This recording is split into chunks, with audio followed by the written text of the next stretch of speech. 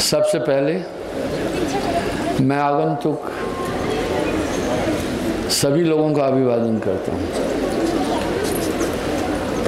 आज 75वां स्वतंत्रता दिवस है। यूँ तो हर स्वतंत्रता दिवस महत्वपूर्ण है, पर आज के स्वतंत्रता दिवस की विशेष महत्ता है, क्योंकि पहला स्वतंत्रता दिवस 15 अगस्त 1947 को मनाया था। 47, 48, 49, 50 4 हुआ, और 50 और 50, 4 और 50 54 और 22 76 है। लेकिन स्वतंत्रता की वर्षगांठ 75वीं है। स्वतंत्रता की वर्षगांठ 75वीं है, इसलिए ये डायमंड जुबली है। इसलिए आज का दिन विशेष महत्व है। पहले हम ध्वजारोहण करेंगे, उसके बाद बात।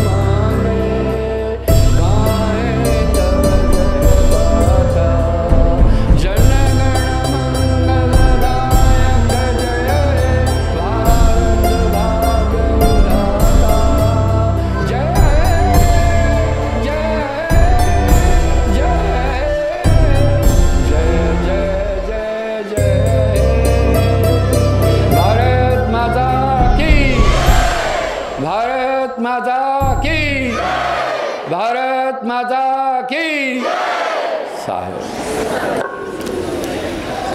आज 15 अगस्त 2022, यूँ तो हर स्वतंत्रता दिवस का एक विशेष महत्व है।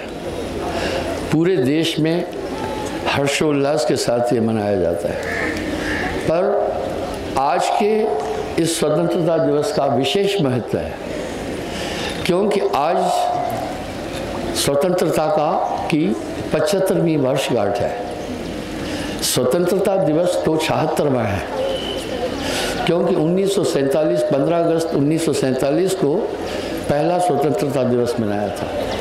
47, 48, 49, 50 4 ये हुए, और 50 और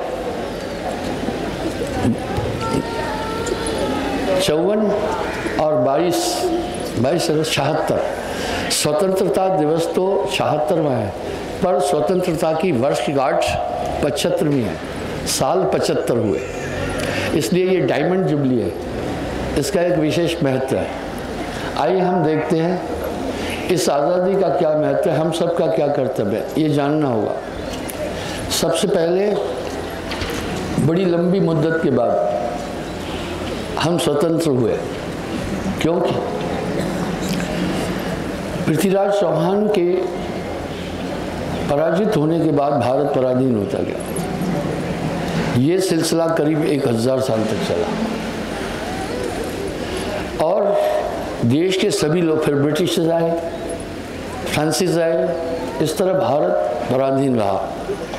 अंग्रेज आए, और ये सिलसिला 1947 15 अगस्त को समाप्त हुआ। इसमें देश के सभी नागरिकों की बड़ी भूमिका थी, सबका बेहद सहयोग था, सबने मिलजुल करके इसकी लड़ाई लड़ी थी। इसलिए इस स्वतंत्रता दिवस की विशेषता और महत्व को हर नागरिक को जानना होगा कि इसका महत्व क्या है। पहली बात, ये देश महान है, क्योंकि इस स्वतंत्रता की प्राप्ति के लिए हमारे देश में बहुत लोगों ने प्राणों की आहुति दे दी थी, वो आप सब जानते हैं। इसलिए ये अवसर है उनको भी याद करने का, और साथ साथ उन महापुरुषों को भी याद करें जिन्होंने हमें एक शक्तिशाली संस्कृति दी। पहली बात, ये भारत महान है। महान क्यों है? हम अच्छे और बुरे का मूल्यांकन करते हैं। सुबह तेज बरसात हो रही थी, मैं कहा ध्वजारोहण कैसे करेंगे? साहब ने मौका दे दिया, बाई चांस अगर बारिश हुई तो हम हाल में चलेंगे। वैसे बादल मंडरा रहे हैं। तो इसमें ये महान देश इसलिए है, इसमें सबसे बड़ी भूमिका हमारे पूर्वजों की है, ऋषि मुनियों की है, जिन्होंने हमें एक बेहतरीन जीवन शैली प्रदान की। जैसी सोशल लाइफ भारत में है वैसी विश्व में कहीं भी नहीं है, और पूरे संसार ने भारत की संस्कृति का अनुकरण किया है। ये वो देश हैं जहाँ मानवता, आस्था, ईश्वरवाद, इसको महत्व दिया गया। ये वो देश हैं जहाँ कह रहे वासुदेवम विश्वम कुटुम्बकम्। पूरे संसार को भारत ने संदेश दिया, ये पूरा विश्व हमारा कुटुंब है। वजह, हम सब एक ईश्वर से आए हैं, हम पहले उसी एक सत्ता से आए हैं। ये संदेश भारत ने पूरे विश्व को दिया कि ये पूरा संसार हमारा परिवार है। अहिंसा और सत्य का संदेश दिया, जो इसकी प्रासंगिकता बहुत बड़ी है। भाईचारे का महत्व दिया, आत्मवतम सर्वभूतेषु का महत्व दिया। सिर्फ मनुष्य ही नहीं, बाकी प्राणियों के लिए भी सहिष्णुता का सबक दिया। इसलिए सत्य और अहिंसा इसका मुख्य सिद्धांत रहा। ये हमारे पूर्वज ऋषि मुनियों जो तपस्वी थे, ये देश ऋषि मुनियों का है।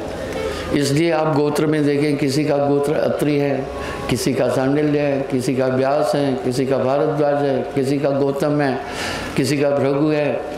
ये सभी ऋषिवर थे, हमारे पूर्वज थे।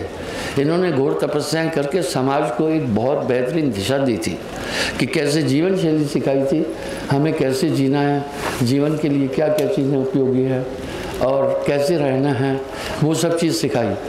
इसलिए उन्होंने निष्काम भाव से जगह जगह गुरुकुलों की स्थापना की, ऋषि मुनियों ने, सन्यासियों ने, और लोगों को बिना किसी फीस के ये शिक्षा दी। यहाँ तक कि वासुदेव कृष्ण भी संदीपन ऋषि के पास, उनके आश्रम में शिक्षा ग्रहण करने के लिए मथुरा से उज्जैनिया के पास पहुँचे थे।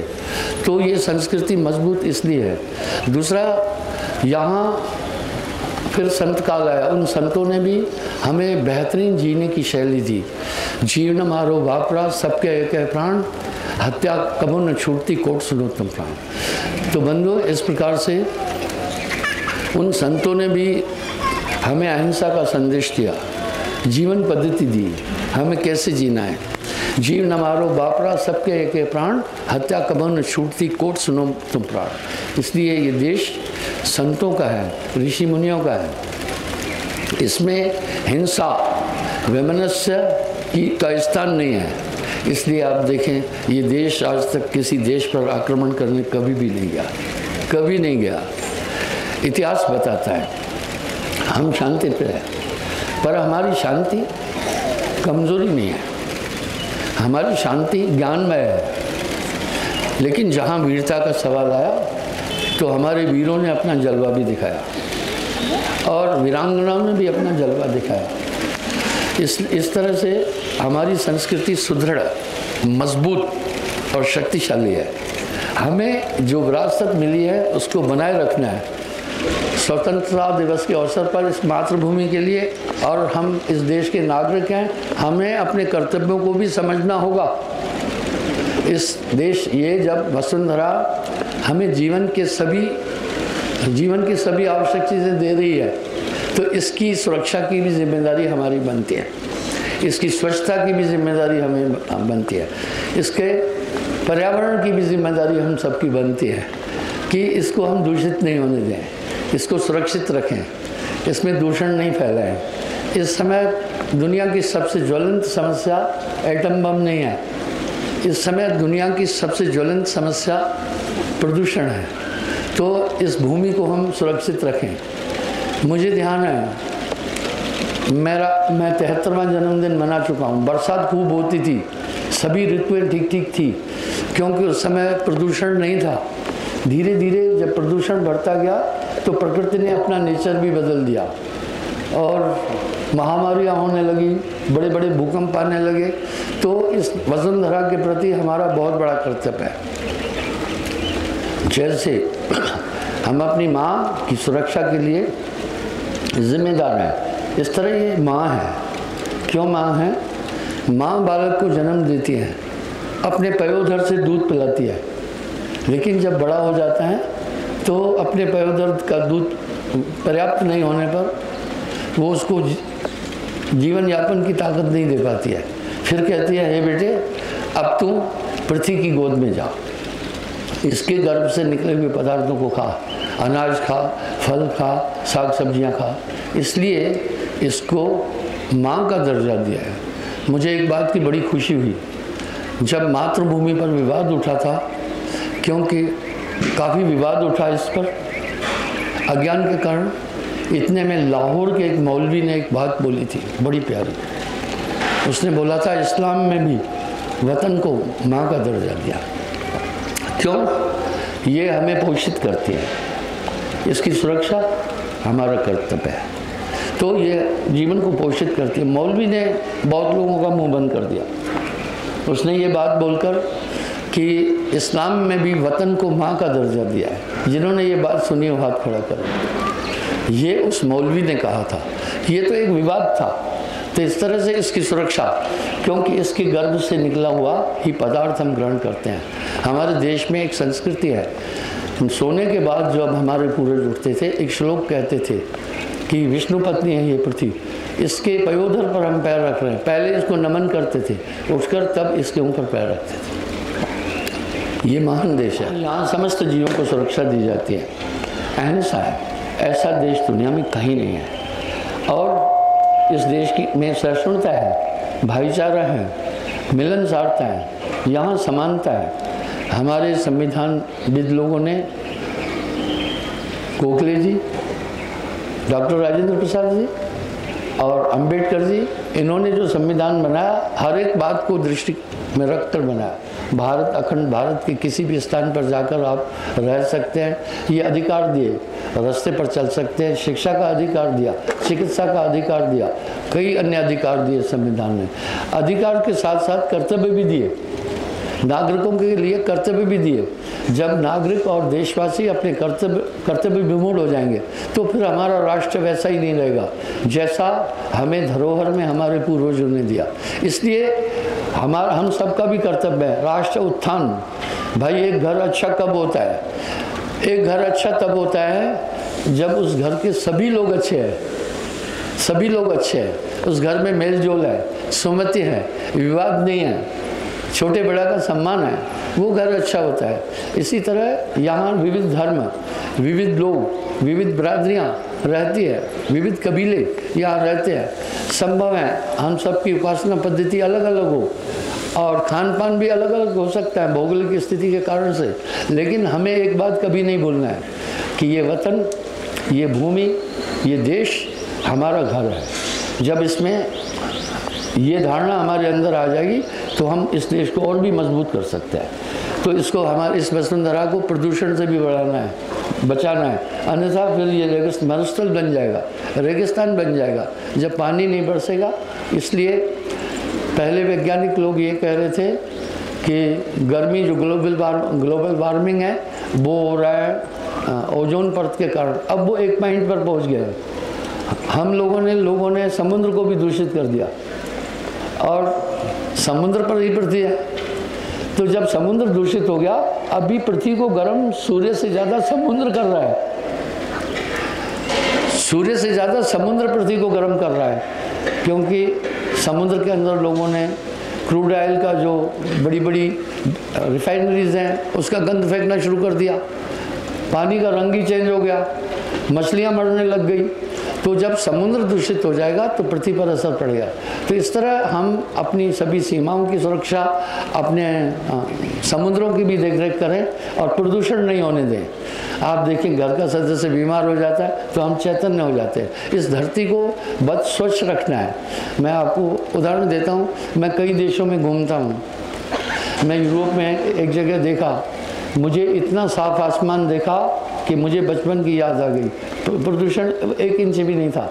तो मैंने एक से पूछा, उन्होंने कहा यहाँ पर तो पेड़ के पत्ते तोड़ने पर भी दंड है, पेड़ को तोड़ना तो छोड़ दीजिए। तो हमें हरियाली भी बनाए रखना है, देश को हरा भरा रखना है।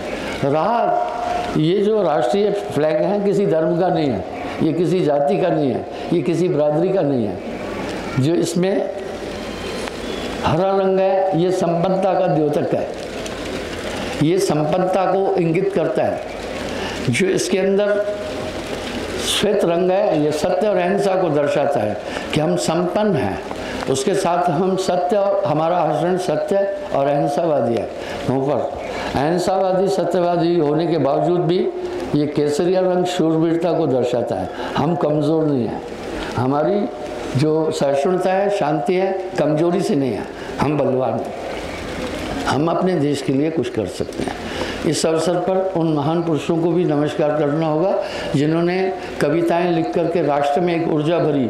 उन लेखकों को भी, उन सपूतों को भी, उन माताओं को भी, उन वीरांगनाओं को भी, जो आज़ादी की इस लड़ाई में अपना बलिदान दे दिया। मुझे ध्यान है जब 1962 का युद्ध हुआ था तो माताओं बहनों ने, नए नए हम उस समय स्वतंत्र हुए थे, अपने गहने तक राष्ट्र उत्थान के लिए दे दिए थे। और यही चीज़ 1965 में भी हुई। यानी जब ये देश एकजुट होगा, आज एक ज्वलंत समस्या है हमारे देश के आगे, कट्टरवाद, धार्मिक अंधता, वो देश को खोखला कर देगी। जब ये देश खोखला हो जाएगा तो आपका जीना बड़ा मुश्किल हो जाएगा। इसलिए धार्मिक सौहार्द बनाने की भी ज़रूरत है, ये हर एक नागरिक का कर्तव्य है।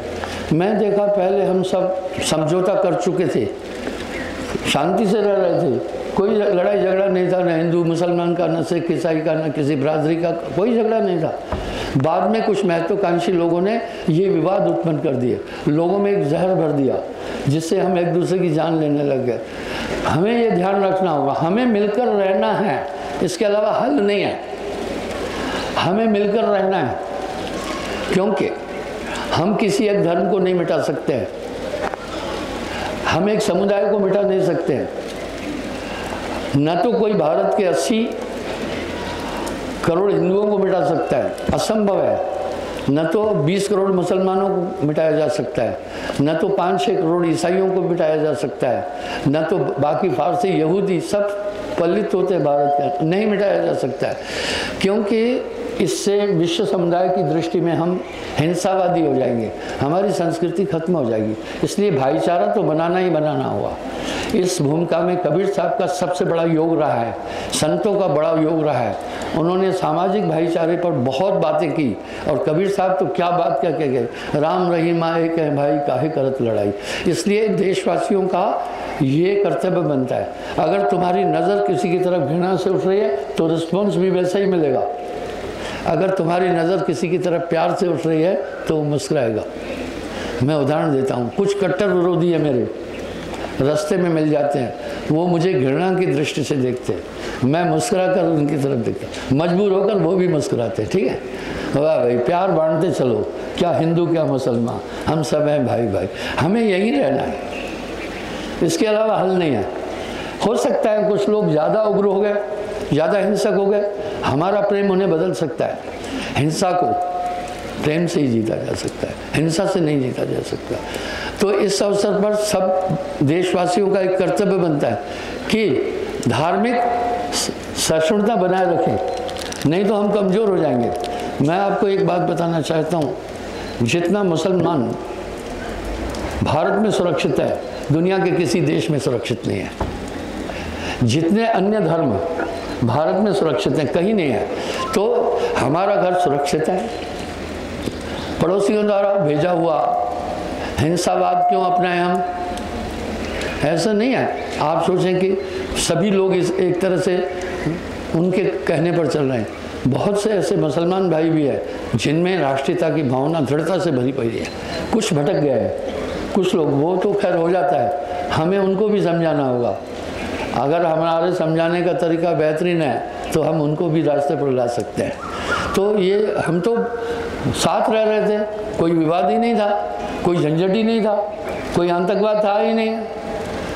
हिंदू मुस्लिम साथ साथ मिलकर रह रहे थे। मुझे याद है, मैं मध्य प्रदेश जिला सीहोर भोपाल के पास का रहने वाला हूँ। नवरात्रे में मुसलमान लोग भी आते थे, मूर्ति विसर्जन के टाइम पर होली वगैरह होते थे, गले मिलते थे सब आपस में। तो एक सौहार्द ये किन्होंने बनाया था? हमारे पूर्वज कुछ नेता लोग थे, जागरूक थे, उन्होंने सामाजिक सौहार्द बनाया हुआ था, तो झंझट ही नहीं था। अभी धीरे धीरे हमारा सामाजिक सौहार्द बिगड़ता जा रहा है, इसलिए हिंसा और बहुत ज़्यादा भय डर पैदा हो गया। जब ऐसा होगा तो कोई भी नागरिक शांति अनुभव नहीं कर सकता है। ऐसी स्थिति में सब भयभीत रहेंगे। हम भयभीत क्यों रहें? ये हमारा देश है, इस देश के प्रति, इस वसुंधरा के प्रति हम सबका एक कर्तव्य बनता है, हम इसको संवारें, सजाएं। हमारा खान पान एक जैसा है, हमारी बोली चाली, मैं बिहार जाता हूँ, कई जगहों पर जाता हूँ, वहाँ कई समुदाय के लोग हैं, वो भी वैसी भाषा बोलते हैं, खान पान भी वैसा ही है उनका, और पहनावा भी वैसा ही है, आचरण रहन सहन भी वैसा ही है। तो जब ऐसा है, एक ज़मीन पर रहिए, क्या तो कोई भाई रे दो जगदीश कहाँ से आया, कहो कौन ये घर में आया। इस भूमिका में, इस सामाजिक सौहार्द में और सामाजिक समरसता में हमारे संतों की बहुत बड़ी भूमिका है। जब भी संतत्व की बात उठेगी तो कबीर साहब अव्वल लाएंगे। संतत्व की धारा में कबीर साहब का स्थान ऐसा है जैसे तारों मंडल में रात को चंद्रमा का स्थान है और सौर मंडल में सूर्य का स्थान है, सरिताओं में जैसे गंगा का स्थान है, ऐसा ही, और पक्षियों में जैसे हंस का स्थान है, ऐसा ही स्थान कबीर साहब का अध्यात्म जगत में है। उन्होंने, आप देखें ना, एक तरफ वीर सिंह बघेल, एक तरफ बिजली खान पठान, नानक देव जी को देखें, एक तरफ भाई बाला, एक तरफ मर्दाना, तो संस्कृति सिखाई वो हमारे पूर्वज थे। इसलिए आप देखें कई लोग हैं जो सूफीवाद का भी अनुकरण करते हैं। बाबा फरीद को पंजाब में देखें लोग बहुत मानते हैं। तो जो कुछ विकृत मस्तिष्क के लोग हैं, हमें उस तरफ न चल करके राष्ट्र में पहले शांति चाहिए, सुमति चाहिए, तब चाहे आपके घर में कितना भी धन है, विवाद है, झगड़ा है, तो फिर शांति नहीं हो सकती है। जहाँ सुमति तहाँ संपत्ति नाना, जहाँ कुमति तहाँ विपत्ति निदाना। तो इस तरह से पहले हमें सौहार्द तो बनाना ही बनाना है, इसके अलावा हल है ही नहीं है। आप इस पेड़ को देखो, पशु पक्षी आपस में सौहार्द बनाते हैं, समझौता कर लेते हैं। इसमें गिटारी है, उल्लू भी रहता है, कहते हैं उल्लू रहने से नाश हो जाता है, कोई नाश नहीं हुआ।